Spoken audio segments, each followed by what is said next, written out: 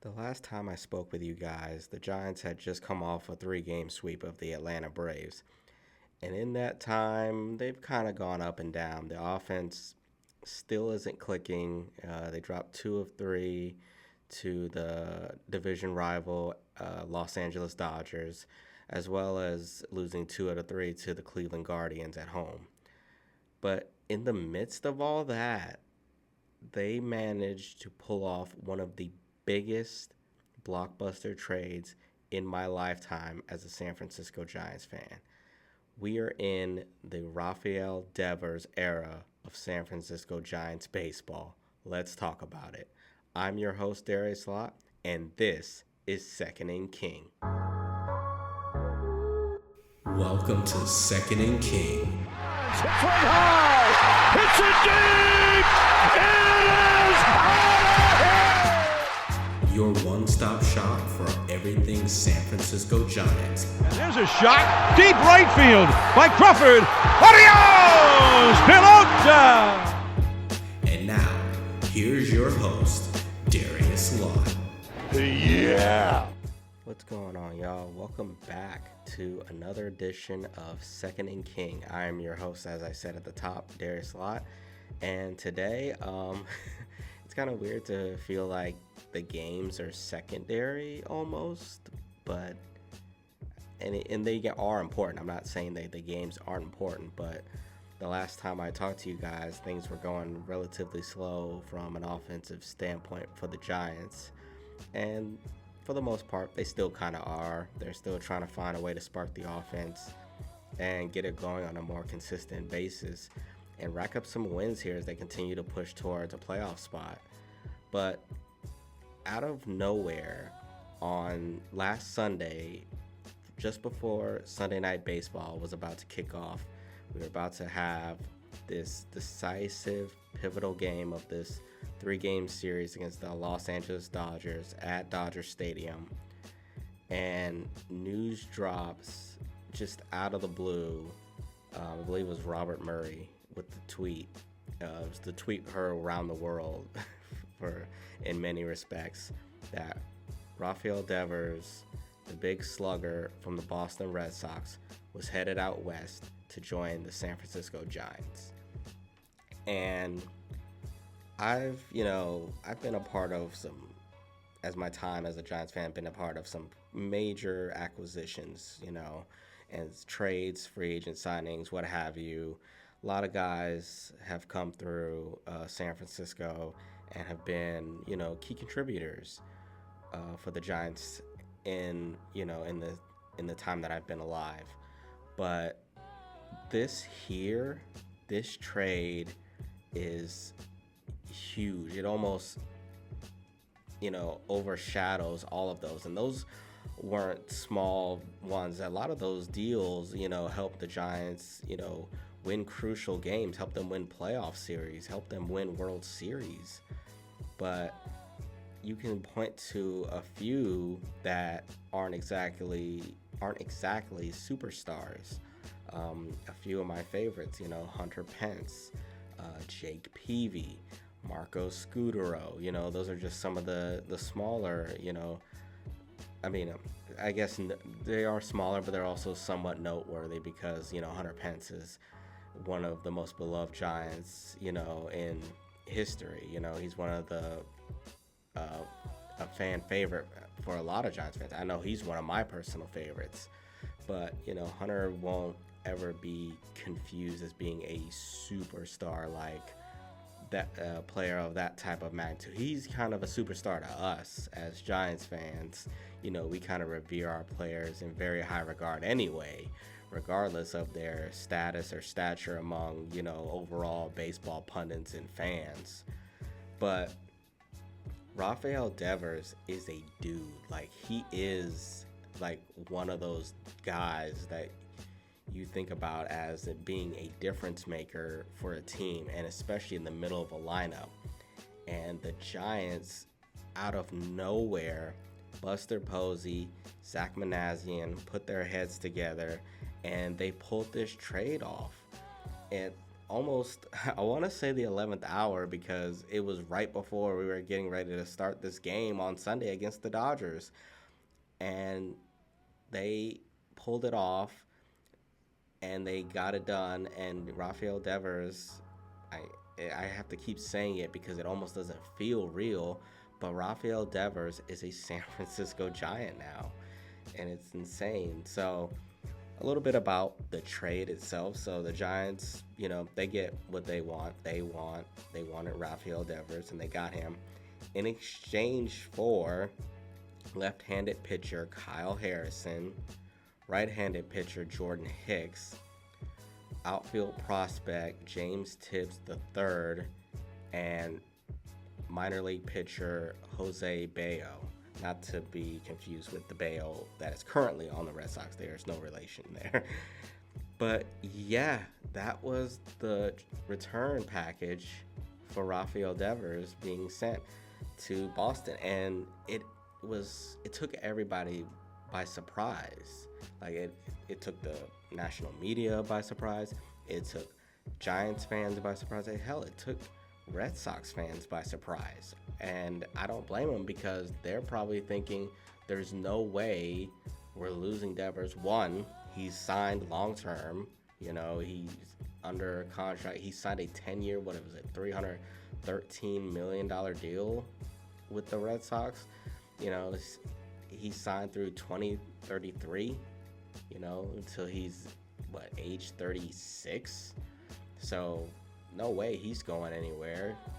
And then, bam, this happens out of the blue, in June, nonetheless. That's another thing. Trades like this typically don't happen until, July, until we get to, the trade deadline. This is probably the earliest that I can remember a player of Devers' caliber going this early, before any real other deals have gone down. And given what the trade market is shaping up to be, potentially, he might be the biggest bat that people didn't even realize he was available. He might be the biggest bat you could even get, and nobody knew, at least outside of a few other teams, knew that he could be possibly on the block. And the Giants knew this, and they went after it. So, and like I was saying before, it stunned everybody. It came out of nowhere, to the point where Kyle Harrison was slated to start that Sunday night game. He was in the middle of his bullpen session, getting warmed up, getting ready to go, and he gets stopped, pulled to the side, and told, "You're headed to Boston. You've been traded to the Boston Red Sox." And it was just I can only imagine how that was. And then Sean Jelly had to go get up and start throwing. He now has an impromptu start that he has to make. Devers, on the other side, he and the Red Sox had just finished up a sweep of the New York Yankees. They're on the plane, and I can't remember if they were mid-flight or about to take off, but he was, about to travel with the team to Seattle for their next series, and he's being told, "Oh yeah, you're gonna go West Coast, but you're actually gonna go to San Francisco. You're a San Francisco Giant now."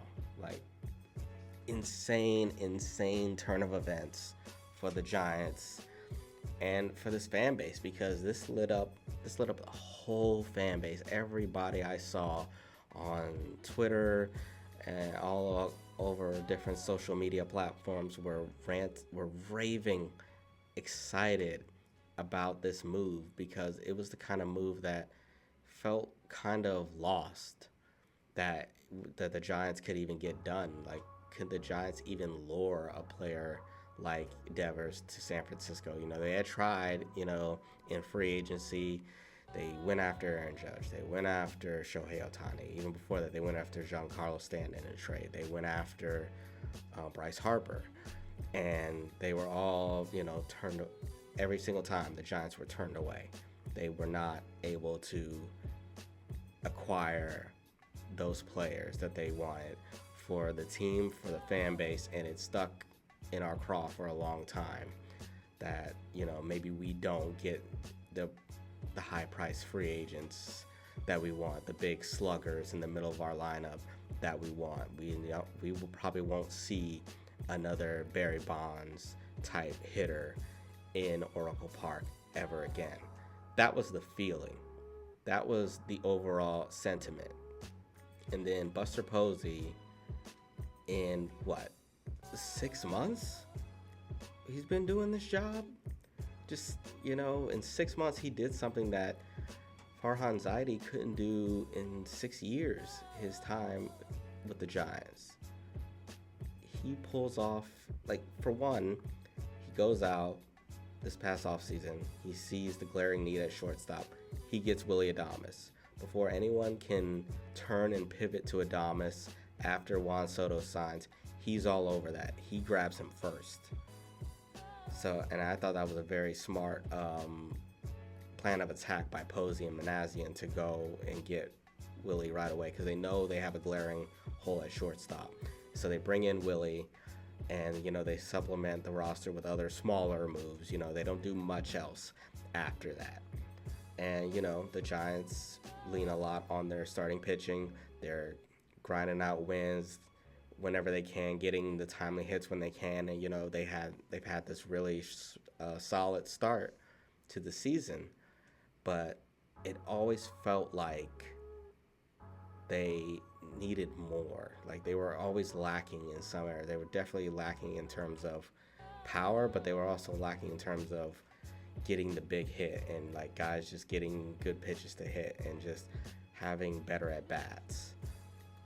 Well, now with Devers slotted in as the 3-hole hitter, and that's what he's been since he's gotten here. He's already played a few games with the Giants. It could very well be that, just the threat of Devers in the middle of the lineup could help guys around him. We haven't seen it yet, but small sample size. It's gonna, he being Devers has to settle in, kind of find his rhythm. A new team, new city, new teammates, new coaches, new manager. He has to kind of settle in and kind of feel, get his bearings about him as he, proceeds in this new chapter of his career. It's not easy to turn around immediately after being in one organization your entire career, for the most part, for the first half of your career rather, since you were a young teenager, and then turn around and try to adapt and adjust to this new one. So we will see. Hopefully it gets better offensively for the Giants. They can find some consistency, they can find some rhythm, and I think Rafi could help with that. I also think maybe some changes to the coaching staff can help that too, but that's just me kind of ranting and raving about how I'm not enthralled with how the hitting instructors have been doing, the hitting coaches, Pat Burrell and them, and how it's kind of translated to very poor success. The Giants won a game yesterday where they only had 5 hits, and they had 2 through 5 innings. So hopefully something changes on that front. But we're gonna go back to how this even happened. The fact that Rafael Devers is even available is insane, because it didn't feel like a possibility.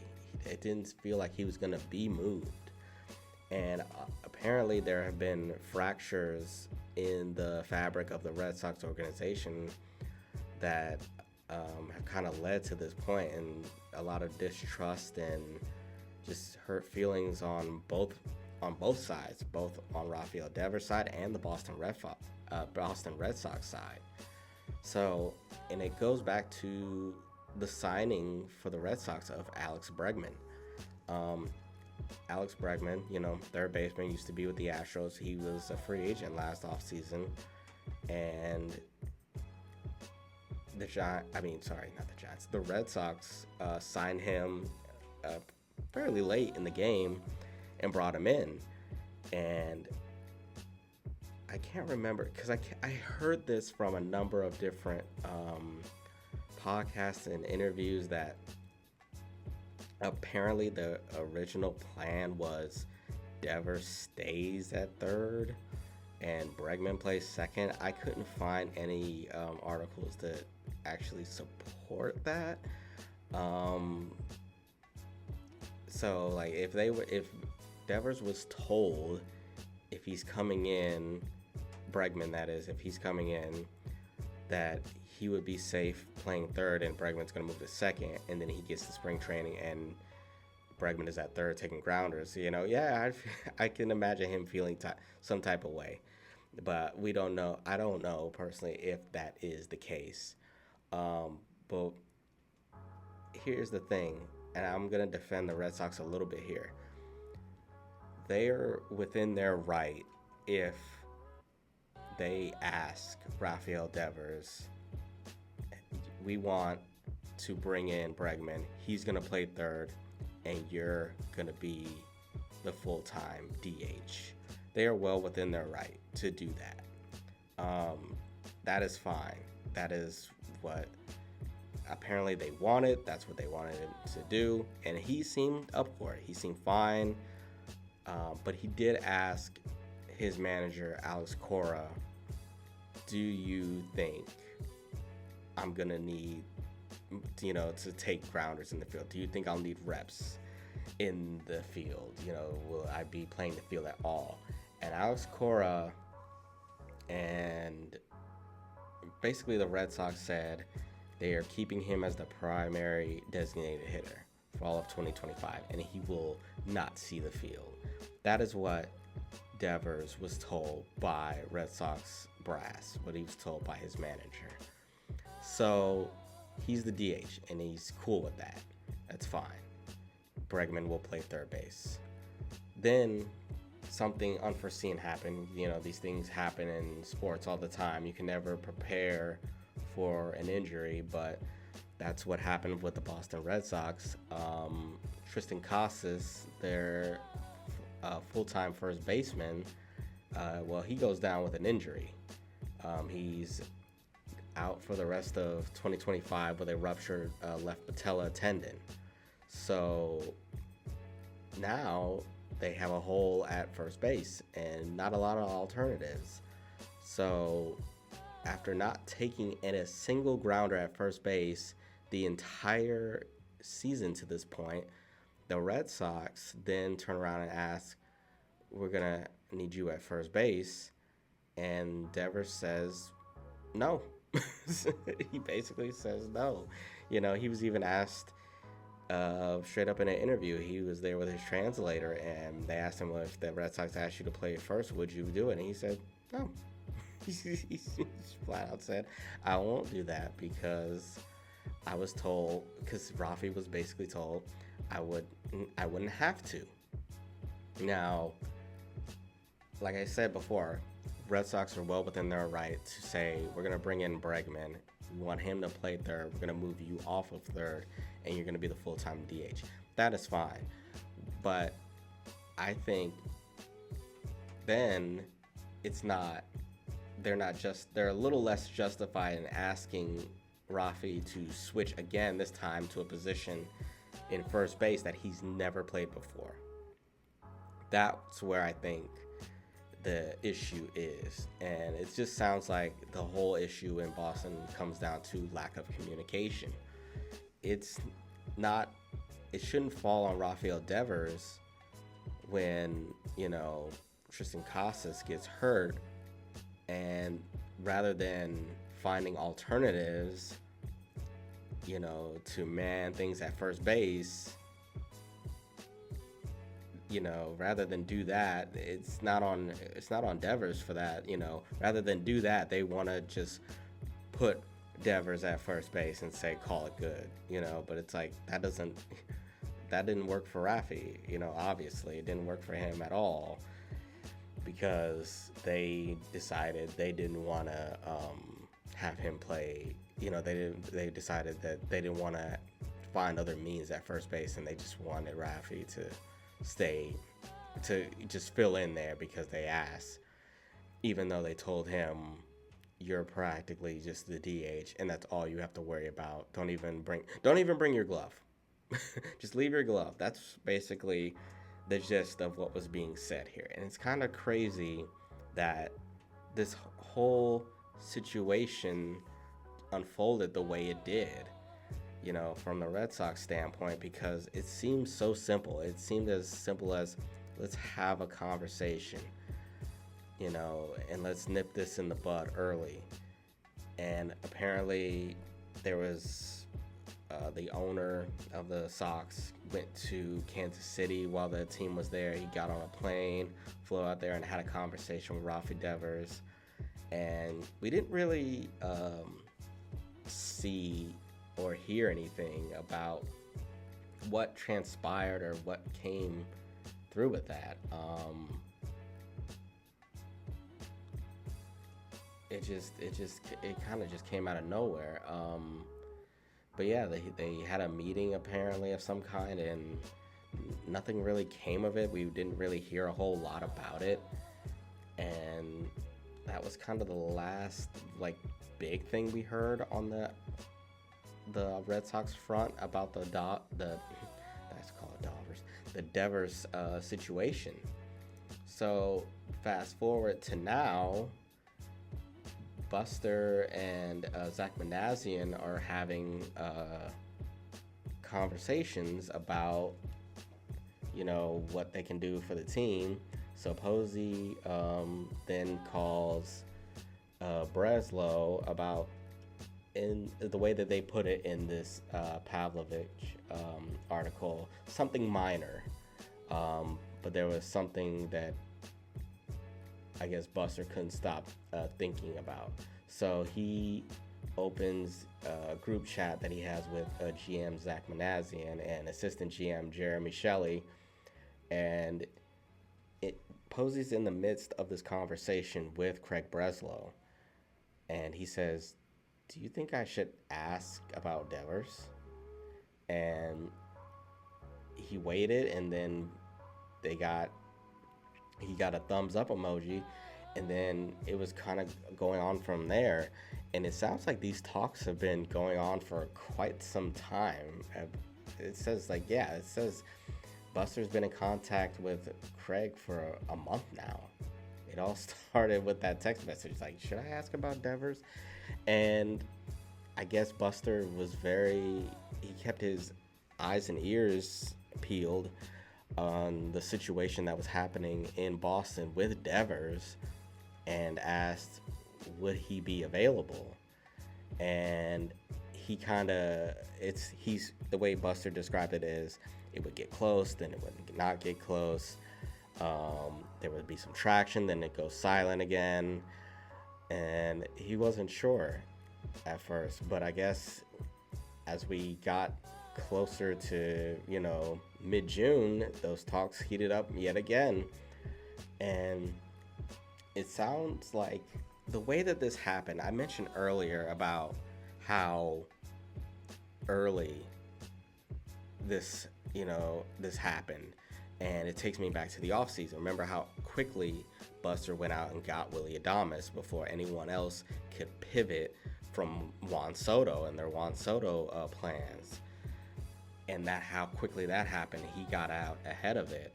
Well, it seems like that was the same intention, the same thinking Posey had when it came to Rafael Devers, because it sounded like they wanted to avoid the madness that comes along with the trade deadline, and multiple teams getting in and getting their bids in and all their different packages, and eventually the Giants went out, and apparently the Giants weren't the only teams interested in Rafael Devers, because it was reported teams like the Toronto Blue Jays, the San Diego Padres, and there was one more team that was also interested in Rafael Devers.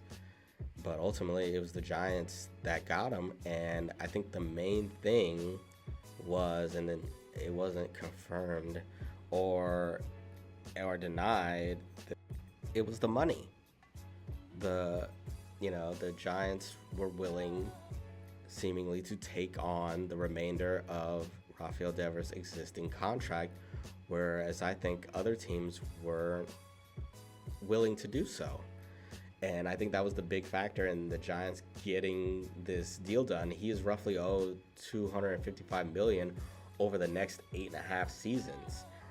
And that wasn't a guarantee either, because Buster needed, that would require a buy-in from ownership, and you need to be on the same page with.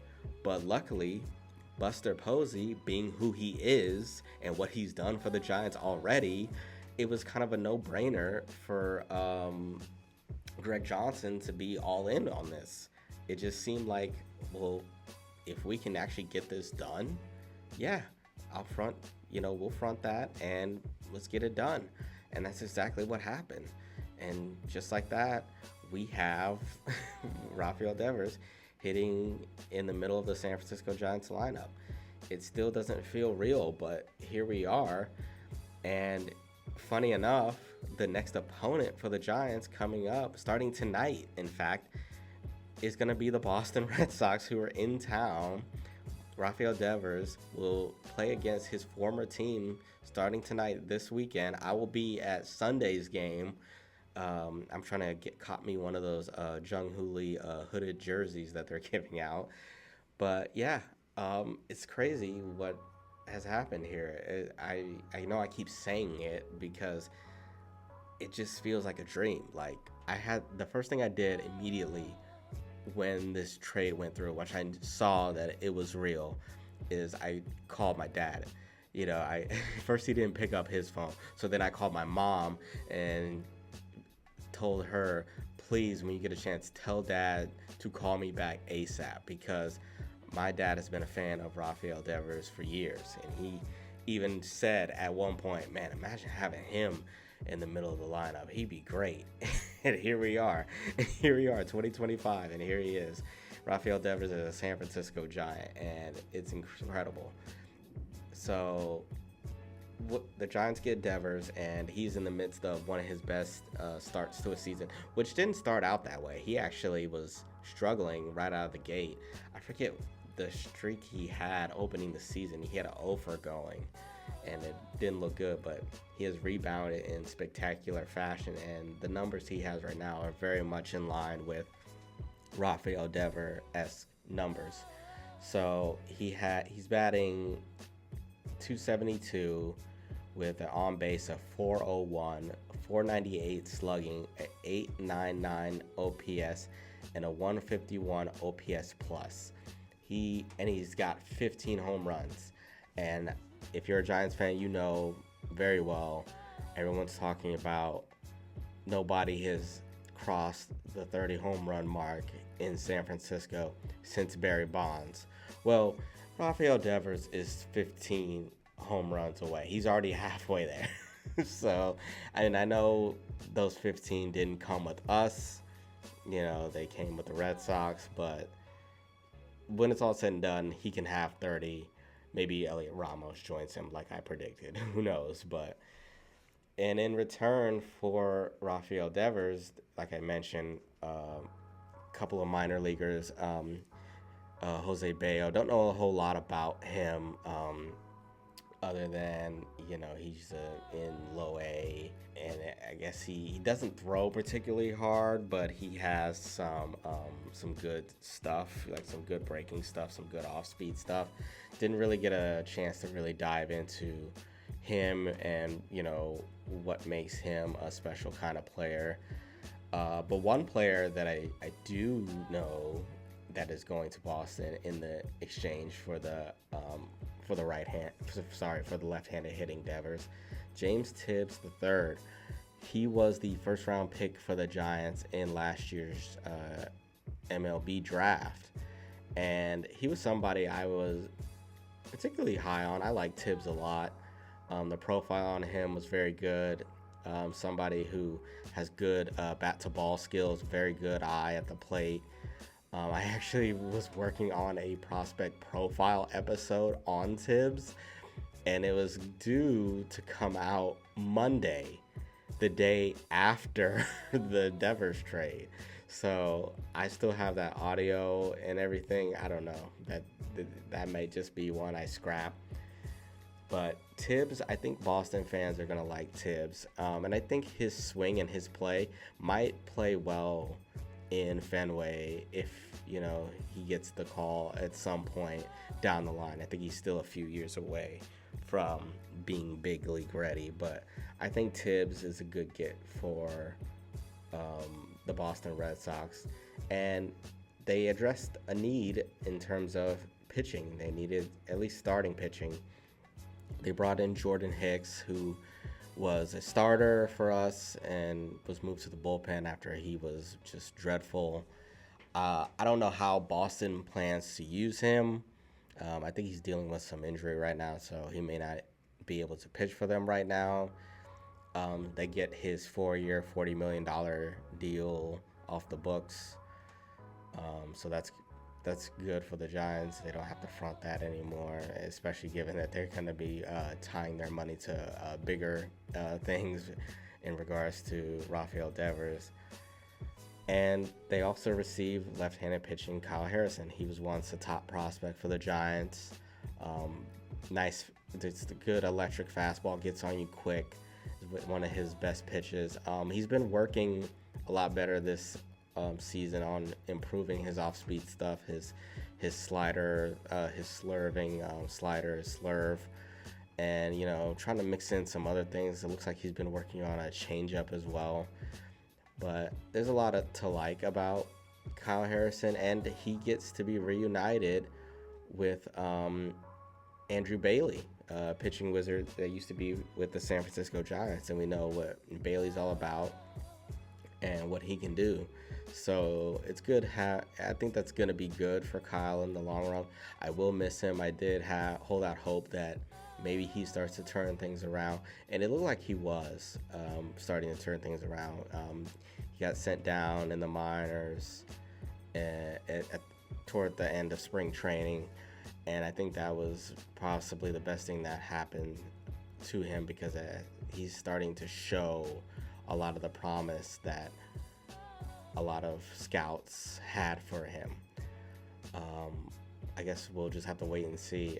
We won't see him this weekend, unfortunately, because he was optioned to AAA. So, which is a move that I'm sure made a lot of Boston Red Sox fans very happy, that the guy that was supposed to be the number one piece in the Rafael Devers trade is headed to the minor leagues. So, yeah, that was that was certainly a choice.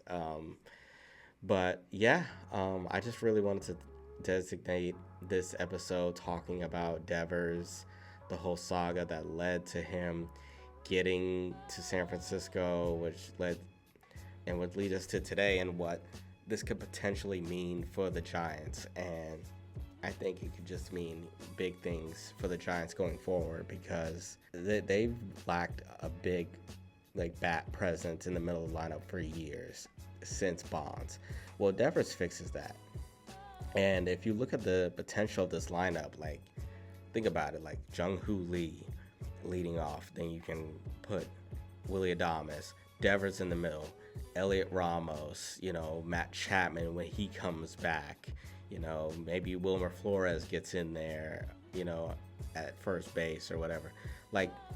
That first 5, even 6 sounds a whole lot better than what the Giants started the year with.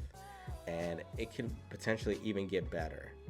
Maybe, they add more at the deadline. Maybe Bryce Eldridge gets the call. I don't know. I mean, it's kind of tough right now because Wilmer kind of slots into a bench pinch hit role, first base, platoon with Dominic Smith, who's played well, is also playing well since he got picked up by the Giants. But yeah, you never know. This could be really good for the Giants if they start hitting.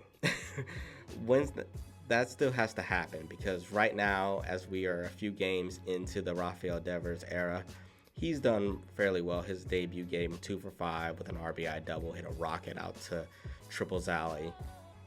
But, the Giants actually won their first game with him, after dropping, those first 2 to Cleveland.